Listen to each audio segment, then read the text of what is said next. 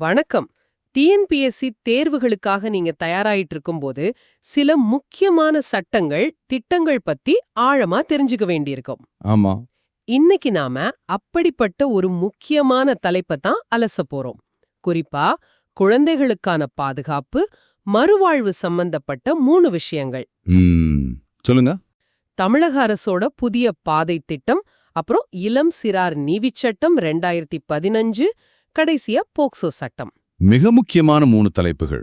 ஆமா, இந்த சட்டங்களோட பிரிவுகளை மனப்பாடம் பண்றது ஒரு பக்கம். ஆனா நம்ம நோக்கம் அது இல்ல. இதுக்கு பின்னாடி இருக்கிற தத்துவம் என்ன, இது 3 எப்படி ஒன்னோட ஒன்னு சேர்ந்து ஒரு பாதுகாப்பு வலைய உருவாக்குதுன்னு புரிஞ்சுக்கிறது தான். நீங்க சொல்றது ஒரு முக்கியமான புள்ளி. இந்த சட்டங்களை வெறும் விதிகளா பார்த்தா அதோட ஆன்மாவை நாம மிஸ் பண்ணிடுவோம். கரெக்ட். அதாவது ஒரு குழந்தை தப்பு செஞ்சா உடனே தண்டிக்கணும் அப்படின்னா பழைய பார்வையிலிருந்து அந்த குழந்தை ஏன் அப்படி செஞ்சதுன்னு பார்த்து அவங்கள அரவணைச்சு திருத்தி மறுபடியும் சமூகத்துல சேர்க்கணும் அப்படின்ற ஒரு புதிய பார்வை. அதோட சட்ட வடிவம் தான் இது எல்லாமே. அருமை. அந்த புரிதல் இருந்தா பதில்கள்ல ஒரு ஆழம் இருக்கும். சரி, அப்போ லேட்டஸ்டா ஆரம்பிச்ச பாதை திட்டத்துல இருந்து ஆரம்பிக்கலாமா? கண்டிப்பா. சமூக நலன் மற்றும் மகளிர் உரிமைத்துறை கொண்டு வந்திருக்காங்க. இந்த பாதைங்கிற பேரே நல்லா இருக்கே, இது என்ன திட்டம்? பாதை ஒரு முன்னோடி திட்டம்னு சொல்லலாம். முதல் முறையா சின்ன சின்ன குற்றங்கள்ல ஈடுபடுற 18 வயசுக்கு குறைவான குழந்தைகளை அவங்கள குற்றவாளியா பார்க்காம அவங்களுக்கு ஒரு வாய்ப்பு கொடுக்கிற முயற்சி. தண்டிப்பதற்கு பதிலா. சரியா சொன்னீங்க. தண்டிப்பதற்கு பதிலா அவங்களுக்கு தேவையான உளவியல் ஆதரவு, மறுவாழ்வு உதவிகள் செஞ்சு நல்வழிப்படுத்துறது. இது தண்டனை பாதை இல்ல, திருந்துறதுக்கான ஒரு பாதை. அந்த பெயரோட விரிவாக்கத்திலேயே அதோட நோக்கம் இருக்குன்னு நினைக்கிறேன். PATAH, personality affirming attitude transformation holistic approach intervention. ஆமா, ஒவ்வொரு வார்த்தைக்கும் ஒரு அர்த்தம் இருக்கு. அதுல அந்த ஹோலிஸ்டிக் அப்ரோச், அதாவது முழுமையான அணுகுமுறைங்கிறது தான் ரொம்ப முக்கியம். அது எப்படின்னு கொஞ்சம் விளக்க முடியுமா? இப்ப பாருங்க, ஒரு குழந்தை ஒரு சின்ன திருட்டுல ஈடுபடுதுன்னு வச்சுப்போம். காவல்துறை அவங்கள பிடிச்சு இளம் சிறார் நீதிக்குழுமம் முன்னாடி நிறுத்துவாங்க. ஆனா பாதை திட்டத்தின் கீழே அந்த குழந்தைக்கு ஜெயில் தண்டனையோ அபராதமோ போட மாட்டாங்க. அதுக்கு பதிலா அந்த குழந்தைக்கு உண்மையிலே என்ன தேவைன்னு பார்ப்பாங்க. ஒருவேளை குடும்பத்துல பிரச்சனையா இருக்கலாம், மன அழுத்தத்துல இருக்கலாம், இல்ல தவறான நண்பர்களோட சேர்ந்திருக்கலாம். ஓ, அப்ப அதோட மூல காரணத்தை சரி செய்ய பாக்குறாங்க. ஆமா, ஒரு நிபுணர் குழு, அதுல உளவியல் ஆலோசகர்கள், சமூக பணியாளர்கள் எல்லாம் இருப்பாங்க. அவங்க அந்த குழந்தைகிட்ட பேசுவாங்க, அவங்களுக்கு வாழ்வியல் திறன் பயிற்சிகள், கோபத்தை கட்டுப்படுத்துறது எப்படின்னு சொல்லிக் கொடுப்பாங்க. பெற்றோருக்கும் கவுன்சிலிங் உண்டு. இது கேட்கவே ஒரு பெரிய சிஸ்டம் மாதிரி தெரியுது. இளம் சிறார் நீதி குழுமோ, காவல்துறை, குழந்தைகள் நல அதிகாரிகள், இப்படி பல அமைப்புகள் சேர்ந்து செயல்படுதுன்னு உங்க குறிப்புகள் சொல்லுது. நிச்சயமா, இது ஒரு கூட்டு முயற்சி. தனியா ஒரு துறை மட்டும் இதை செஞ்சிட முடியாது. காவல்துறை மனிதாபிமானத்தோட அணுகணும், நீதி குழுமம் மறுவாழ்வு நோக்கத்தோட உத்தரவிடணும், சமூக நலத்துறை அதை சரியா செயல்படுத்தணும். இந்த சங்கிலி கரெக்டா இருந்தாதான் இது வெற்றி பெறும். தேர்வுக்கான ஒரு முக்கிய தகவல், இந்த திட்டம் 2024ல சென்னையில தொடங்கப்பட்டிருக்கு. ஆமா, இதுவும் ஒரு முக்கியமான பாயிண்ட். சரி, பாதை திட்டம் ரொம்ப நல்லா இருக்கு. ஆனா ஒரு மாநில அரசு நினைச்ச உடனே இப்படி ஒரு திட்டத்தை கொண்டு வர முடியுமா? இதுக்கு ஒரு வலுவான சட்ட பின்னணி வேணுமே. மிகச் சரியான கேள்வி. அங்கதான் நாம இளம் சிறார் நீதி சட்டத்துக்கு வரோம். அப்போ அந்த சட்டம் தான் இந்த மாதிரி திட்டங்களுக்கெல்லாம் முதுகெலும்பு? கரெக்ட். இளம் சிறார் நீதி பராமரிப்பு மற்றும் பாதுகாப்பு சட்டம் 2015. இந்த சட்டத்திலிருந்து தான் பாதை மாதிரியான திட்டங்களுக்கான அதிகாரமும் தத்துவமும் வருது. அப்போ அந்த முதுகெலும்ப பத்தி கொஞ்சம் விரிவா பாப்போம். இந்த ஜேஜே ஆக்ட் 2015ஓட அடிப்படை நோக்கம் என்ன? அதோட ரொம்ப அடிப்படையான நோக்கம், 18 வயசுக்கு குறைவான எந்த குழந்தையா இருந்தாலும் அவங்களோட நலன் தான் முக்கியம். இதுக்காக இந்த சட்டம் குழந்தைகளை 2 வகையா பிரிக்குது. டிஎன்பிஎஸ்சி தேர்வுல இந்த வேறுபாட்டை நீங்க தெளிவா புரிஞ்சுக்கணும். ஓகே, சொல்லுங்க. முதல் வகை சட்டத்திற்கு முரணான குழந்தைகள், அதாவது சைல்ட் இன் கான்ஃப்ளிக்ட் வித் லா, சுருக்கமா சிசிஎல். ஏதோ ஒரு குற்றச்செயல்ல ஈடுபட்டதா குற்றம் சாட்டப்பட்டவங்க. சரி, ரெண்டாவது வகை. ரெண்டாவது பராமரிப்பு மற்றும் பாதுகாப்பு தேவைப்படும் குழந்தைகள், child in need of care and protection, அதாவது சிஎன்சிபி. இதுல ஆதரவற்ற, கைவிடப்பட்ட, துன்புறுத்தப்பட்ட குழந்தைகள், இப்படி நிறைய பேர் வருவாங்க. இது கேட்க தெளிவா இருக்கு. ஆனா நடைமுறையில ஒரு சிக்கலான கேள்வி வருதே. கேளுங்க. வீட்டை விட்டு ஓடி வந்த ஒரு குழந்தை பசிக்காக ஒரு பிரெட் பாக்கெட்டை திருடிடுது. இப்போ அந்த குழந்தை சிசிஎல்லா சிஎன்சிபியா? மிக அருமையான நடைமுறை சார்ந்த கேள்வி. இதுதான் இந்த சட்டத்தோட அழகே. இந்த மாதிரி சூழலை கையாள தான் 2 வெவ்வேறு அமைப்புகள் இருக்கு. அது என்னென்ன? சட்டத்திற்கு முரணான குழந்தைகளை, அதாவது சிசிஎல்ல விசாரிக்கிறதுக்கு இளம் சிறார் நீதி குழுமம், ஜுவனைல் ஜஸ்டிஸ் போர்ட், அதாவது ஜேஜேபி. ம். பராமரிப்பு தேவைப்படுற குழந்தைங்களை சிஎன்சிபியை பாதுகாக்க குழந்தைகள் நலக்குழு, சைல்டு வெல்ஃபேர் கமிட்டி, அதாவது சிடபிள்யூசி. சரி. அப்போ நான் கேட்ட அந்த குழந்தைய ஜேஜேபி முன்னாடி கொண்டு போவாங்களா? ஆமா. ஆனா அந்த ஜேஜேபியோட அமைப்பை பாருங்க. அதுல ஒரு நீதிபதியோட 2 சமூக பணியாளர்களும் இருப்பாங்க. இது ஒரு வழக்கமான கோர்ட் மாதிரி இல்ல. ஓ, அந்த சமூக பணியாளர்களோட பங்கு என்னவா இருக்கும்? அவங்க தான் அந்த குழந்தை ஏன் திருடுச்சு, அதுக்கு பசிக்குதா, தங்க இடம் இருக்கான்னு ஆராய்வாங்க. அவங்க பார்வையில் அந்த குழந்தை ஒரு சிஎன்சிபி, அதாவது பராமரிப்பு தேவைப்படும் குழந்தைன்னு தெரிஞ்சா அவங்கள சிடபிள்யூசிக்கு அனுப்பிடுவாங்களா? சரியா சொன்னீங்க. சிடபிள்யூசிக்கு அனுப்பி ஒரு நல்ல குழந்தைகள் இல்லத்துல தங்க வைக்க, படிக்க வைக்க பரிந்துரைப்பாங்க. இங்க நோக்கம் தண்டிக்கிறது இல்ல, குழந்தையோட தேவையை பூர்த்தி செய்யறது தான். இப்ப நல்லா புரியுது. அப்போ சிடபிள்யூசில பெரும்பாலும் சமூக ஆர்வலர்கள், குழந்தைகள் நலன்ல அக்கறை உள்ளவங்க தான் இருப்பாங்க இல்லையா? ஆமா. அதுல ஒரு தலைவர், 4 உறுப்பினர்கள் இருப்பாங்க.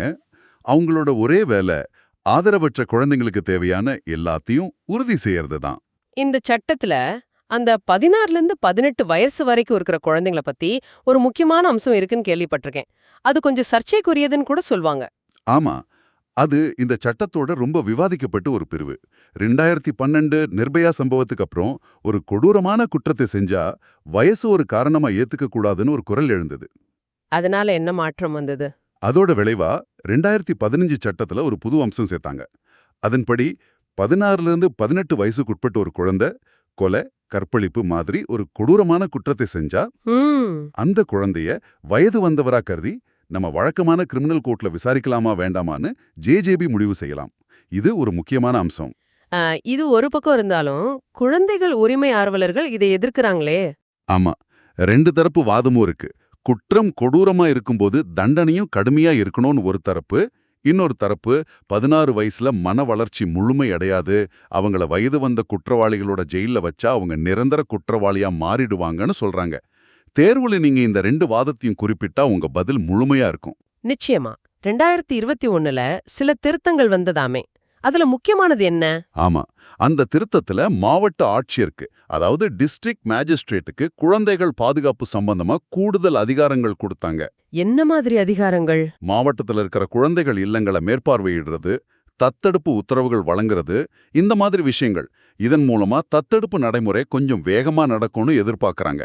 தத்தெடுப்புன்னு வரும்போது காராங்கிற மத்திய அமைப்பையும் நீங்க நினைவுல வச்சுக்கணும். சரி. அப்போ இளம் சிறார் நீதி சட்டம்ங்கிறது ஒரு குடை மாதிரி, எல்லா குழந்தைகளுக்கும் பொதுவான பாதுகாப்பு. ஆனா பாலியல் வன்கொடுமை மாதிரி கொடூரமான குற்றங்களுக்கு இது போதுமா? இன்னும் வலுவான ஒரு கவசம் தேவை இல்லையா? மிகச்சரியான கேள்வி. அந்த வலுவான கவசம்தான் போக்சோ சட்டம், Protection of Children from Sexual Offenses Act 2012. POCSO இந்த சட்டத்தோட தனித்துவம் என்ன? இதோட முதல் தனித்துவமே இது குழந்தைகளை மையப்படுத்திய ஒரு சட்டம், சைல்ட் சென்ட்ரிக்னு சொல்லுவாங்க. சட்டத்தோட ஒவ்வொரு பிரிவும் பாதிக்கப்பட்ட குழந்தையோட நலனை மனசுல வச்சுதான் உருவாக்கப்பட்டிருக்கு. இதுல 18 வயதுக்குட்பட்ட ஆண் பெண் 2 பேருக்குமே பாதுகாப்பு உண்டா?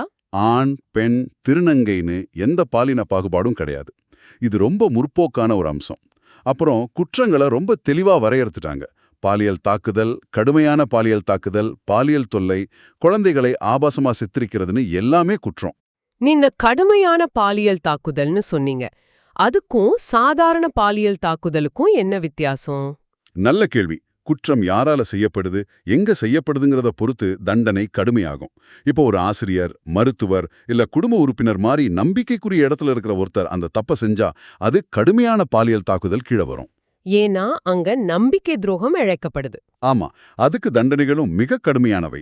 2019 திருத்தத்துக்கு பிறகு மரண தண்டனை வரைக்கும் கூட சட்டத்துல இடம் இருக்கு. தண்டனை ஒரு பக்கம் இருக்கட்டும், ஆனா பாதிக்கப்பட்ட ஒரு குழந்தை போலீஸ் ஸ்டேஷனுக்கோ கோர்ட்டுக்கோ போகும்போது ரொம்ப பயப்படுமே. அந்த சூழல்ல இந்த சட்டம் எப்படி கையாளுது? இதுதான் போக்சோ சட்டத்தோட இதயம்னே சொல்லலாம்.